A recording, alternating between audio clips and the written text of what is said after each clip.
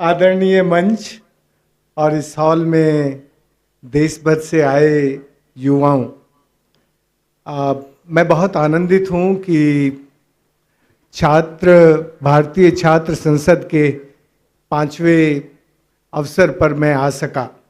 मित्रों, आप जानते हैं कि ये 21वीं शताब्दी का दूसरा दशक चल रहा है और इस दशक में जो राजनीतिक, सामाजिक, आर्थिक और सांस्कृतिक परिवर्तन है वो बहुत तेजी से कुछ विपरीत दिशाओं में जा रहा है और इसमें जो सबसे खतरनाक दिशा है वो पानी की है। भारत नीर, नारी और नदी,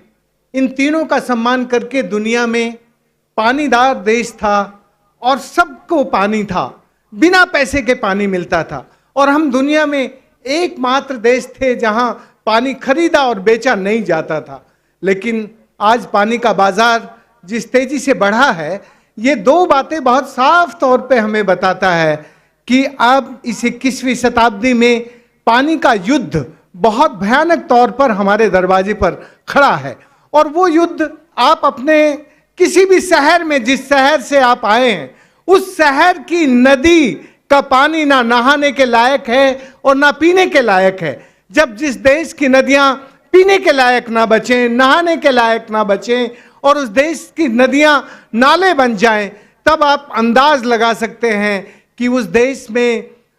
उस देश की दिशा और उस देश की गति किस तरफ जा रही है। दोस्तों, मैं राजस्थान से आया हूं। राजस्थान दुनिया का सबसे कम बारिश की जगह है और वहां के लोग 1970 और 80 के दशक में उजड़ गए थे, बेपानी होकर, गांव छोड़कर शहरों में चले गए थे, सूरत, गुजरात का, अहमदाबाद और दिल्ली में। लेकिन जब बेपानी लोगों ने अपने को पानीदार बनाने की कोशिश की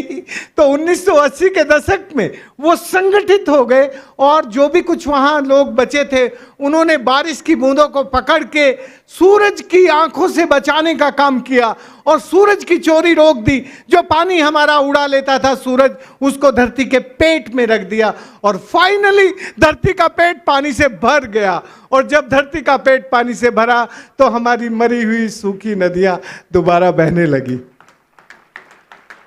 वाटर वार के बारे में सोचना, वर्ल्ड वाटर वार की बातें करना, ये सचमुच हमें डराने जैसी बातें कई बार लगती है। अरे यार, हम राजस्थान जैसी जगह पर बेपानी होकर यदि पानीदार बन सकते हैं तो ये भारत देश जहां सबसे ज्यादा पानी बरसता है वो कैसे बेपानी हो सकता है। मुझे लगता है कि अब यदि हम सचमुच अच्छी राजनीति करना चाहते हैं, सदाचारी राजनीति करना चाहते हैं और लोकतंत्र को मजबूत करना चाहते हैं, तो लोकतंत्र का मजबूत करने के लिए ज्यादा बड़ी बातें करना और नहीं बोलना दोनों अविश्वास पैदा करता है। हमने ऐसी सरकारें भी देखी जो अच्छा काम करके बोलती नहीं थी और हम ऐसी सरकारें भी देख रहे हैं जो बहुत बोलते हैं, बोलते ही बोलते रहते हैं। तो जब ज्यादा बोलने का भी अविश्वास होता है और नहीं बोलने का भी अविश्वास होता है, हमें ऐसी राजनीति करनी होगी जिस राजनीति में हम सचमुच एक सदाचारी राजनीति कर सकें और बादलों से निकली पानी की बूंदों को पकड़ के बेपानी होती धरती को पानीदार बना सकें,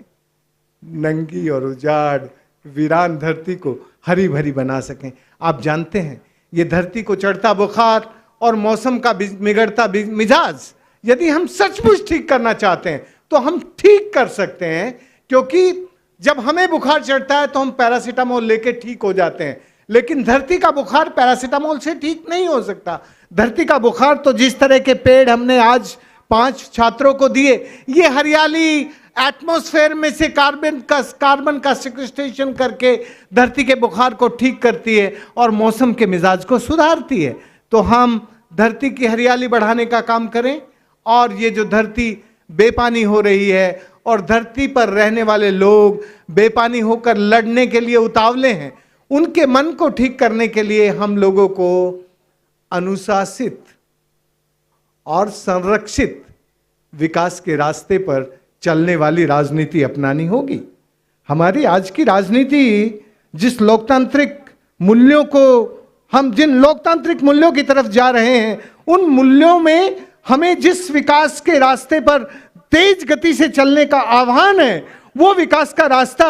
विनाश के साथ आगे बढ़ा रहा है। इसको हमें ध्यान रखना चाहिए कि जब हमारा विकास का रास्ता विनाश की तरफ आगे बढ़ाता हो, तब वो विकास नहीं होता, वो समृद्धि नहीं होती और वो सदाचारी राजनीति नहीं होती। राहुल, यदि हम सचमुच सदाचारी राजनीति चलाना चाहते हैं और सदाचारी लोकतंत्र बनाना चाहते हैं, तो हमें ऐसा विकास करना होगा जिसमें संरक्षण हो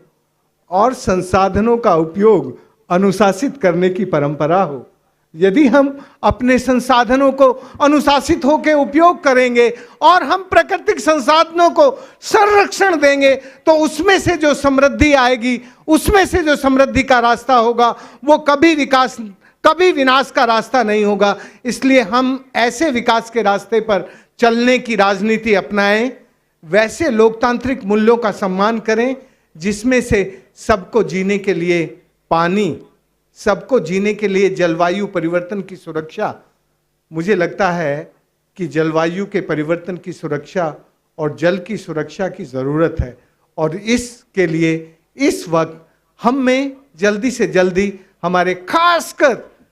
ये जो युवा बैठे हैं, इनको यदि अपने जीवन में मेरी उम्र में आने तक स्वच्छ और स्वस्थ पानी चाहिए, तो इस देश में जल सुरक्षा और जलवायु परिवर्तन की सुरक्षा के लिए हमें एक नई राजनीति को जन्म देना चाहिए। वो नई राजनीति 21वीं शताब्दी की लोकतांत्रिक राजनीति होगी, और उसी राजनीति में हम ये छात्र, भारतीय छात्र संसद को आज ये संकल्प करके जाना चाहिए कि 21वीं शताब्दी के दूसरे दशक में हम पानी के लिए युद्ध नहीं होने देंगे। हम अपने जलवायु परिवर्तन के खतरों से इस देश को और धरती को बचाएंगे और इस देश को पानीदार बनाएंगे। मुझे कहा गया कि मैं कम समय में बोलूं, इसलिए एक अनुशासित